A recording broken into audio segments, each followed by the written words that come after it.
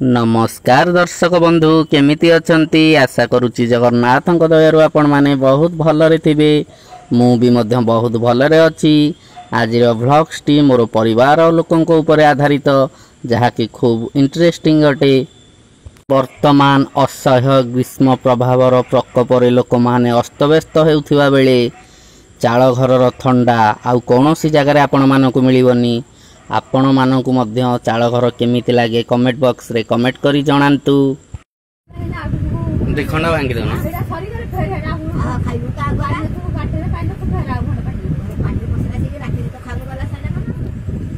माई आमर एठारे पान भांगुचंती पाखरे बो बसिची एवं मझिरे मझिरे मध्य सेमानक भितरे किछि कथोपकथन चलीची। तू खाइबी ना मु खाइबी खाइबी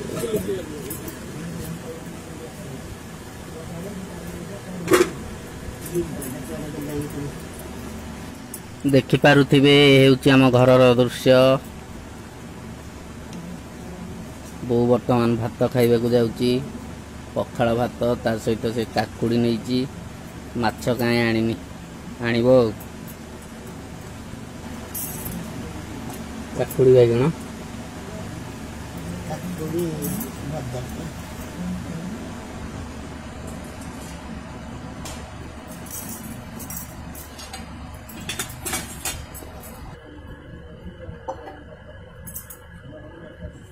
देखंतु बो मोर एठी शिकारु माछ बाहर कलानी। माछ सकाळे भजा हैतिला थुआ हैची शिकारे। हाँ एबे खाइबाटा संपूर्ण लागिला।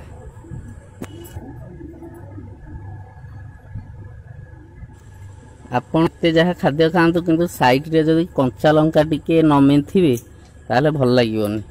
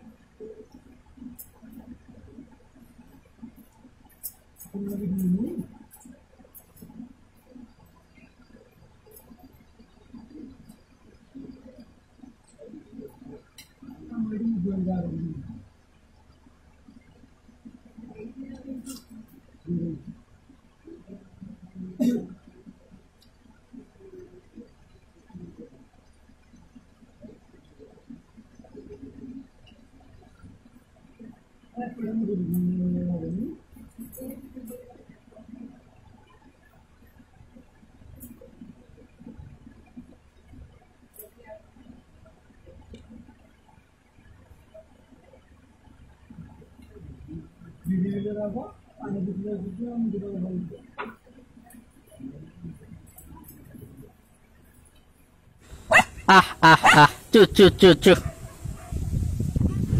वर्तमान नन्ना फसल रे पानी मड़ेवा पाई प्रस्तुति कार्य आरंभ करि देइची। एठारू पाइप जोगे फसल हेउथिबा जगह को पानी मड़ा जिवो। देखंतु एइटी हेउची चुआ एठारू पानी ही फसल हेउथिबा जगह को जिवो। एहा को हमर चुआ कहंती।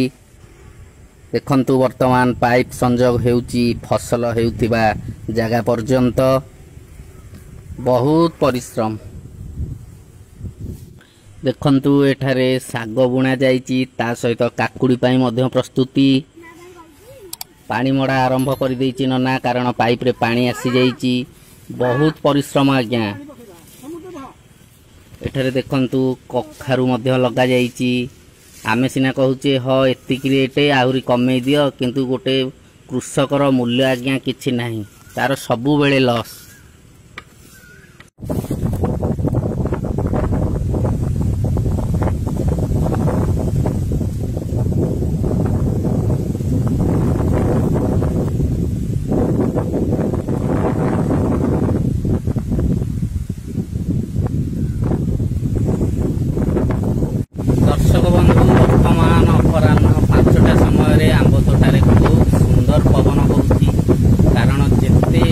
କହିଲେ ବି କୃତ୍ରିମ ଜିନିଷ ଆଉ ପ୍ରାକୃତିକ ଜିନିଷ ଭିତରେ ଆକାଶ ପାତାଳ ତଫାତ।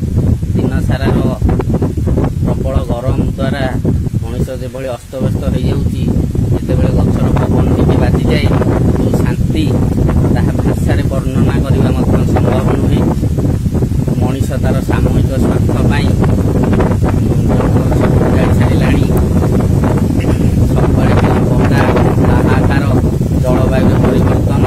ତେଣୁ ଆମେ ଆମର ସାମୂହିକ ସ୍ୱାର୍ଥକୁ ଦୂରୀଭୂତ କରି ମଣିଷ ସମାଜର ଉନ୍ନତି ପାଇଁ ଯେଉଁ ଯେଉଁ ପଦକ୍ଷେପ ଆବଶ୍ୟକ ତାକୁ ଗ୍ରହଣ କରିବା ଆବଶ୍ୟକ। ଆଜିର ଭ୍ଲଗ୍ସଟି ଆଶା କରୁଛି ଆପଣମାନଙ୍କୁ ନିଶ୍ଚୟ ବହୁତ ଭଲ ଲାଗିଥିବ, କାରଣ ଭ୍ଲଗ୍ସରେ ମୁଁ ରିଅଲିଟି ଜିନିଷ ବା ଯେଉଁଟା ବାସ୍ତବ ଜିନିଷ ହିଁ ଦେଖାଇବାକୁ ଚେଷ୍ଟା କରିଥାଏ। ଏମିତି ସବୁବେଳେ ଆପଣଙ୍କ ଭଲ ପାଇବା ମୋ ପ୍ରତି ଜାରି ରଖିଥାନ୍ତୁ ଏବଂ ମୋତେ ଆଗକୁ ବଢ଼ିବାରେ ସହାୟ ହୁଅନ୍ତୁ। ଦେଖା ହେବା ଆଉ ଗୋଟିଏ ନୂଆ ସୁନ୍ଦର ଭ୍ଲଗ୍ସରେ। ସେ ପର୍ଯ୍ୟନ୍ତ ରହୁଛି। ଜୟ ଜଗନ୍ନାଥ।